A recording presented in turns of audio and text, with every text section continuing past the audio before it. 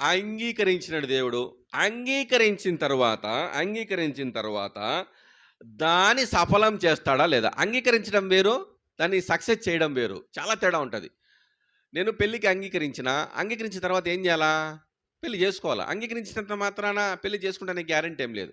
నేను ఒకరితో ఉడంబడిక చేసుకున్నా, ఒకరితో సమ్మతించిన తర్వాత ఏం చేయాలా? ప్రయాణం కొనసాగాల.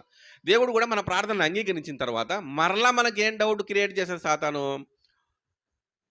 సక్సెస్ అయితదో కాదో, ఎగ్జామ్ రాసినాం, పాస్ అయితామో, ఫెయిల్ అయితామో, పాస్ అయితామో, ఫెయిల్ అయితామో, డౌట్.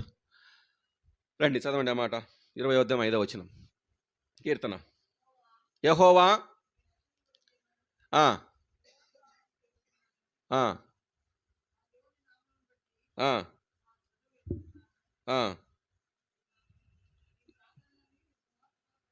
ఏమంటున్నాడాయన? నీ